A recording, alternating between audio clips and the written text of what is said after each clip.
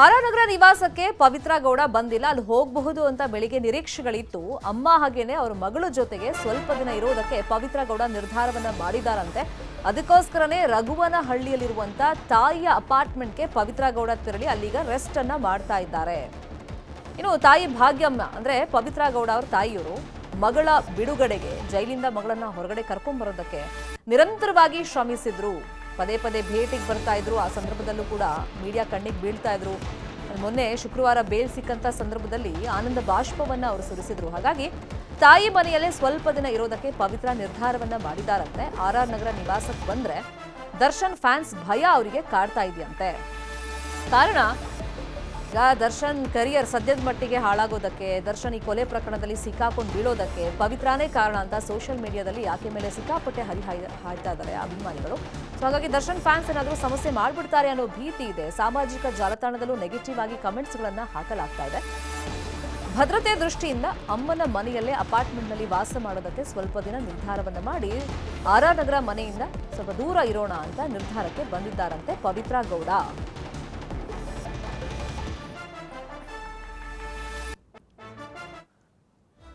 RR ನಗರದ ಪವಿತ್ರ ಗೌಡ ನಿವಾಸವನ್ನ ತೋರಿಸ್ತಾ ಇದ್ದೀವಿ. ಬೆಳಿಗ್ಗೆಯಿಂದ ಅಲ್ಲಿಂದ ನಾವು ಮಾಹಿತಿಯನ್ನ ಕೊಡ್ತಾ ಇದ್ವಿ.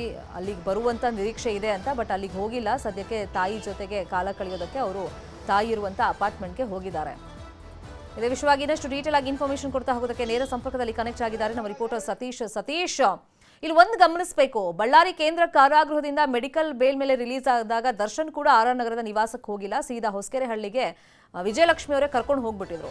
ಸೊ ಈಗ ಪವಿತ್ರ ಗೌಡನು ಬರಬಹುದು ಅಂತ ನಿರೀಕ್ಷೆ ಇತ್ತು, ಬರಲಿಲ್ಲ. ಈಗ ಯಾವ ತರದ ಭಯ ಅವ್ರಿಗೆ ಕಾಡ್ತಾ ಇದೆ ಭದ್ರತೆ ದೃಷ್ಟಿಯಿಂದ?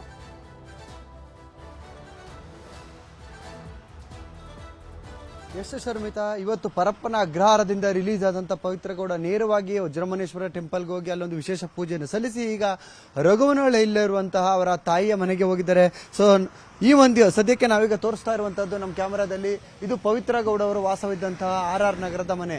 ಸೊ ಈ ಒಂದು ಮನೆಗೆ ಬರ್ತಾರೆ ಅನ್ನುವಂತಹ ನಿರೀಕ್ಷಿತ, ಆದರೆ ಸದ್ಯಕ್ಕೆ ಇಲ್ಲಿ ಬಂದಿಲ್ಲ. ಸೊ ಇಲ್ಲಿಗೆ ಬರೋದು ಇಲ್ಲ ಅನ್ನುವಂತ ಒಂದು ಸೂಚನೆ ಇದೆ. ಅದೇನಪ್ಪ ಅಂತಾರೆ ನೋಡ್ಬೋದು, ನಾವು ಇಲ್ಲಿ ಮನೆಯ ಮುಂಭಾಗದಲ್ಲಿರುವಂತಹ ಲೈಟ್ ಗಳನ್ನ ಆನ್ ಮಾಡಿ ಹೋಗಿದ್ದಾರೆ. ಬೆಳಿಗ್ಗೆ ಯಾರೋ ಬಂದು ಪೂಜೆಯನ್ನು ಮಾಡಿ, ಸೊ ಇಲ್ಲಿಗೆ ಯಾರು ಬರೋದಿಲ್ಲ ಅನ್ನೋ ಒಂದು ಕಾರಣಕ್ಕೆ, ಮನೆಯ ಕತ್ಲಾಗಿರೋದು ಬೇಡ ಅನ್ನುವಂತ ಕಾರಣಕ್ಕೋಸ್ಕರ ಮನೆಯ ಮುಂದೆ ಭಾಗದ ಲೈಟ್ ಗಳನ್ನು ಕೂಡ ಆನ್ ಮಾಡಿ ಹೋಗಿದ್ದಾರೆ. ಇದೊಂದು ಸೂಚನೆ ಅಂತ ಅನ್ಬೋದು. ಇಲ್ಲಿಗೆ ಸದ್ಯಕ್ಕೆ ಅವ್ರು ಯಾರು ಬರೋದಿಲ್ಲ ಅನ್ನೋದಕ್ಕೆ. ಸೊ ಇನ್ನು ಯಾಕೆ ಇಲ್ಲಿಗೆ ಬರೋದಿಲ್ಲ ಅನ್ನೋದಕ್ಕೆ ನಮಗೆ ಗೊತ್ತು. ಸಾಕಷ್ಟು ಚರ್ಚೆಗಳಾದವು ಈ ಒಂದು ಪ್ರಕರಣದ ನಂತರ. ಸೋಷಿಯಲ್ ಮೀಡಿಯಾದಲ್ಲಿ ಒಂದಷ್ಟು ಜನ ಅಭಿಮಾನಿಗಳು ದರ್ಶನ್ ಅವರು ಮಾಡಿರುವಂತಹ ಈ ಒಂದು ಕೊಲೆ ಪ್ರಕರಣದಲ್ಲಿ ಸಿಕ್ಕಿರುವಂತಹ ವಿಚಾರವಾಗಿ ಪರ ವಿರೋಧಗಳ ಚರ್ಚೆ ನಡುವೆ ಇವತ್ತು ಈ ಒಂದು ಸ್ಥಿತಿಗೆ ದರ್ಶನ್ ಇರೋದಕ್ಕೆ ಕಾರಣ ಪವಿತ್ರ ಗೌಡ ಸಹವಾಸವೇ ಅನ್ನುವಂಥ ನಿಟ್ಟಿನಲ್ಲಿ ಒಂದಷ್ಟು ಜನ ಸೋಷಿಯಲ್ ಮೀಡಿಯಾದಲ್ಲಿ ಕಮೆಂಟ್ ಹಾಕುವ ಮುಖಾಂತರ ನೀವು ಇನ್ನಾದರೂ ಅವರ ಸಹವಾಸ ಬಿಡಿ ಅನ್ನುವಂಥ ಸಲಹೆಗಳು ಕೊಡೋದ್ರ ಜೊತೆಗೆ ಪವಿತ್ರ ಗೌಡ ಅವರ ವಿರುದ್ಧ ಒಂದು ಆಕ್ರೋಶವನ್ನು ವ್ಯಕ್ತಪಡಿಸಿದ್ರು. ಸೊ ಇವಾಗ ಬೇಲಿಂದ ಹೊರ ಬಂದಿದ್ದಾರೆ. ಸದ್ಯಕ್ಕೆ ಇಲ್ಲಿಗೆ ಯಾರಾದ್ರೂ ಬಂದ್ರು ಕೂಡ ಇದು ಮುಖ್ಯ ರಸ್ತೆಯಲ್ಲೇ ಇರುವಂತಹ ಮನೆ.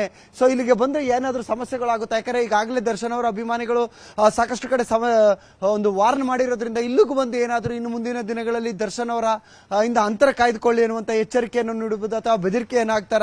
ಈ ರೀತಿಯಾದಂತಹ ಒಂದು ಮುನ್ನೆಚ್ಚರಿಕೆಯಾಗಿ ಈಗ ಪವಿತ್ರ ಗೌಡ ಇಲ್ಲಿಗೆ ಬರದೆ ನೇರವಾಗಿ ತಾಯಿಯ ಮನೆಗೆ ಹೋಗಿದ್ದಾರೆ. ಅದರ ಜೊತೆಗೆ ಏನು ಪವಿತ್ರ ಗೌಡ ಜೈಲು ಸೇರಿದಾಗಿನಿಂದ ಅವರ ಮಗಳು ಕೂಡ ಅವರ ಅಮ್ಮನ ಜೊತೆಯಲ್ಲೇ ಇರೋದ್ರಿಂದ ನೇರವಾಗಿ ಅಲ್ಲಿಗೆ ಹೋಗಿ ಒಂದು ಸ್ವಲ್ಪ ದಿವಸಗಳ ಕಾಲವಾದರೂ ಅಮ್ಮ ಮತ್ತು ಮಗಳ ಜೊತೆ ಇದ್ದು ಅದಾದ ನಂತರ ಎಲ್ಲಿ ಇರಬೇಕು ಅನ್ನುವಂಥ ನಿಟ್ಟಿನಲ್ಲಿ ಅವರು ಯೋಚನೆ ಮಾಡ್ತಾರೆ ಅನ್ನುವಂಥ ವಿಚಾರ ಇರುವಂತದ್ದು.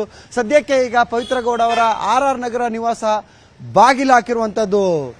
ಶರ್ಮಿತಾ, ಸತೀಶ್, ತಮ್ಮ ಇನ್ಫಾರ್ಮೇಶನ್ಗೆ